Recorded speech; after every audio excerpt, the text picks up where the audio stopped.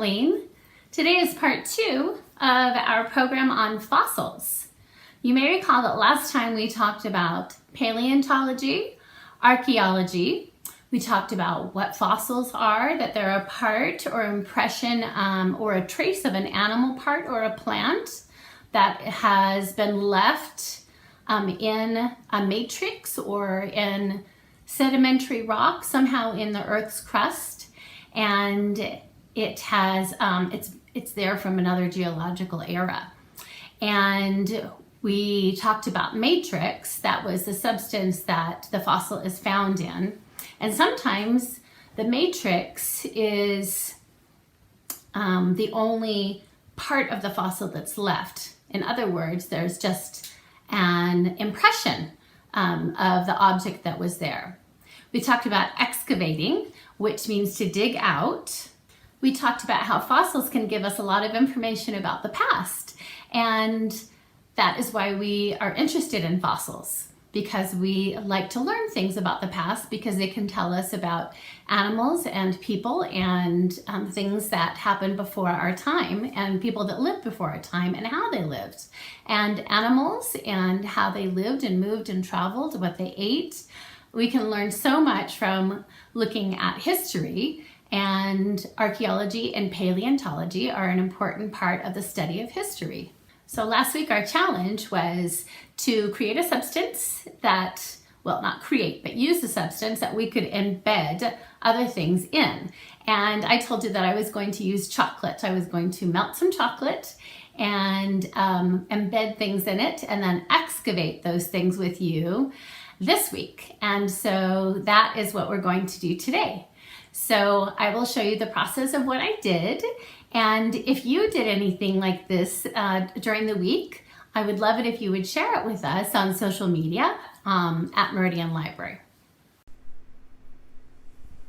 Okay, so we have our chocolate chips, our butterscotch chips. I have chopped up some pecans, and we have our Rice Krispies, and I even found some candy corns. So I already put the chocolate chips in the microwave and the butterscotch chips for about 30 seconds. They didn't melt that much. They're starting to get warm on the bottom. So I'm going to put them both back in again. Here's our surface that we're going to be putting our chocolate on. Okay, so we'll do these in 30-minute increments, and then I'm going to stir them in between. Boop. Okay. Okay, so took the chocolate chips out. It smells wonderful in here. Ooh, look at that. That looks great, doesn't it? Wish you could smell it. No smell-o-vision. Okay, I think it's going to need to go in one more time. You know, I think the fact that the chips were tiny helped it to melt more quickly. Okay, I'm going to kind of push it all out to the edge. Put that in one more time. 30 seconds. And here's the butterscotch chips. I'm using a baby spoon because it's tiny. Oh, that's not very melty. So this will go in one more time. This smells amazing.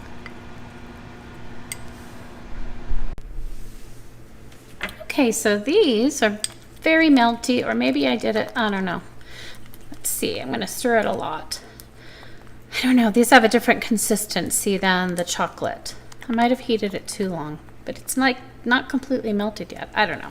The chocolate is perfect. So I'm gonna spread this out. This is gonna make up the bulk of our matrix. Wow, that looks delicious. Get the rest of it out. Okay, I wanna spread it while it's pretty warm and liquid, but not too thinly because we wanna be able to embed our substances in the chocolate, and in this case chocolate and butterscotch. I'm going to try and swirl them, you guys. Ooh, look at that, looks delish. Who knows how it will taste. But I think it'll be more fun to dig everything out. Okay. Okay, I'm just putting the finishing touches. I'm using my fingers because it's so messy, but kind of fun. And I am planning to lick my finger afterwards because I'm the only one who's eating this. Okay, so I am burying some of the candy corns. There's a lot of nuts in here and Rice Krispies. Okay, so last thing I'll need to do then is put it in the refrigerator to get it cold, and then we'll do some excavating. Okay, so here is our delicious smelling matrix with all sorts of embedded nuts and candies and things, and I have taken it out of the refrigerator and let it kind of get to room temperature. So we're going to try to excavate this pecan right here. I'm gonna hold on to it with the foil so that I don't melt the chocolate. Okay, so now I'm digging around it. This is what paleontologists do. They dig around something to try to disengage it from the matrix that's around it. But they have much better tools. Although their tools are not for chocolate. And they don't get to eat what they've embedded. Okay, so it's coming out. I'm gonna dig around it a little bit more. Okay, there's our pecan piece. Okay, and you can see it left an impression. Okay, so I'm gonna show you the impression that it left. Let's see. So you can see that there's the impression of the pecan that I just dug out. So that, oops. So this is the actual fossil, and this is the impression that was left. And sometimes that's all that's left of a fossil, just the impression in the matrix. I really hope that that was as much fun for you as it was for me. Probably not, because I get to eat it. But hopefully you did the challenge as well. And if you didn't already, hopefully you still will do it.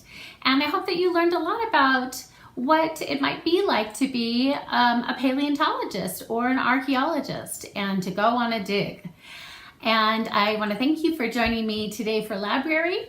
And next up is Mr. Travis with a new concept for you this week. Thanks for joining me. Bye.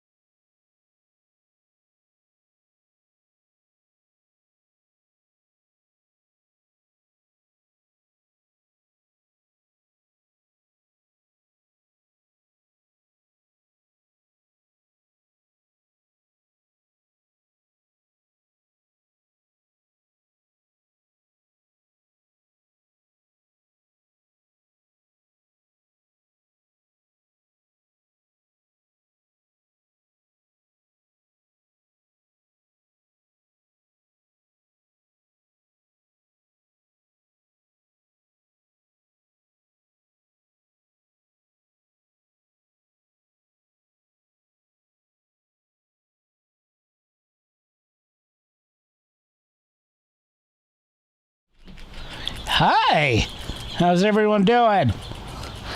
Mr. Travis here. We're talking LABrary today, my fellow librarian. Today, I'm giving you a new challenge. And this challenge is for the birds. No, actually, it's about birds. We are going to explore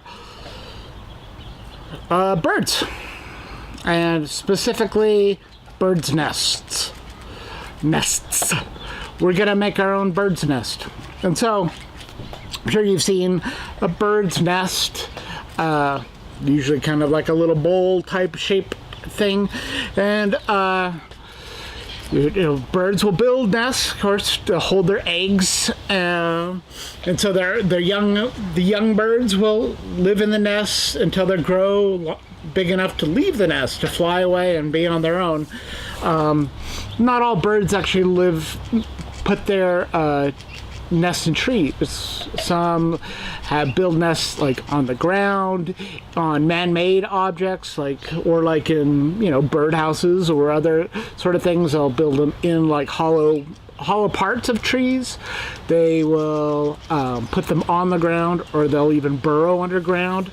And then they make nests from a variety of materials. So they'll use sticks, bits of straw, grasses, and then they all will need somehow to sort of compact them and hold it together. So a lot of times they'll use mud. Sometimes they'll find little bits of animal fur.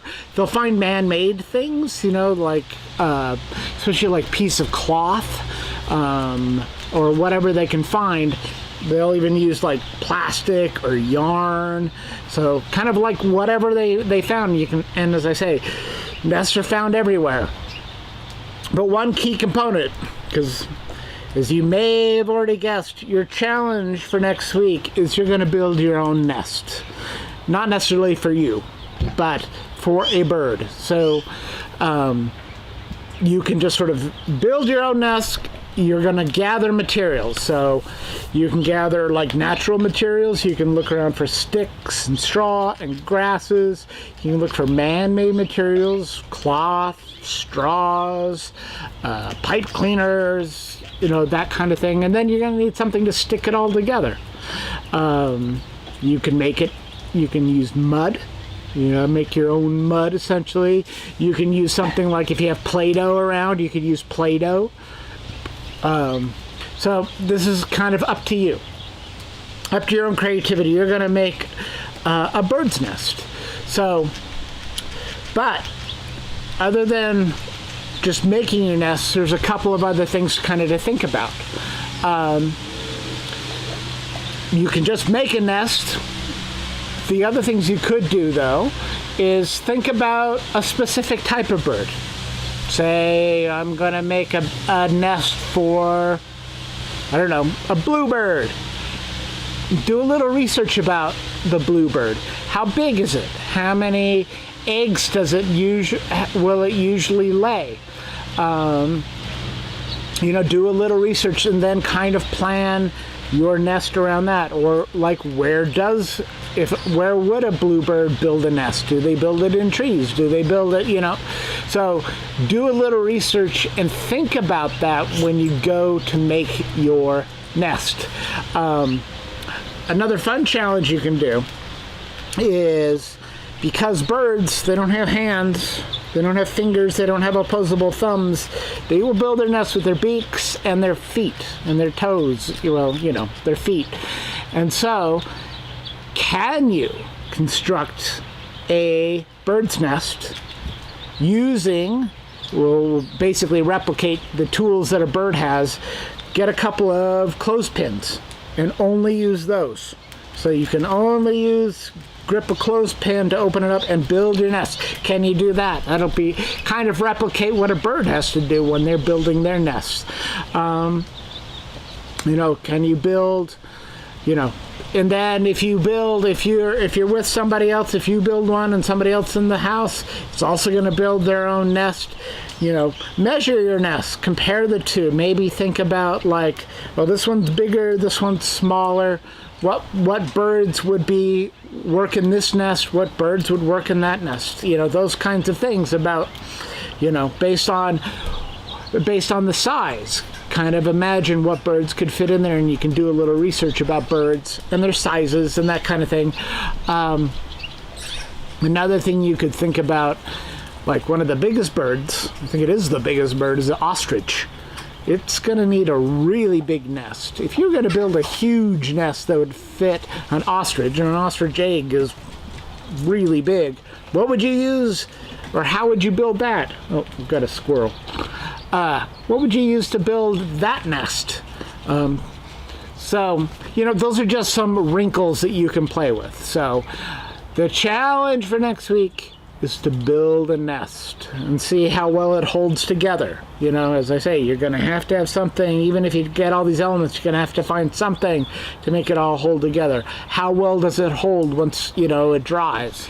It's a chance to do a little research about nests and birds and what they do, and also a chance to kind of make your own. So, next week I'll come back and show you what I did, what I made. And again, if you would like to send me any pictures of your nest making, I would love to see it.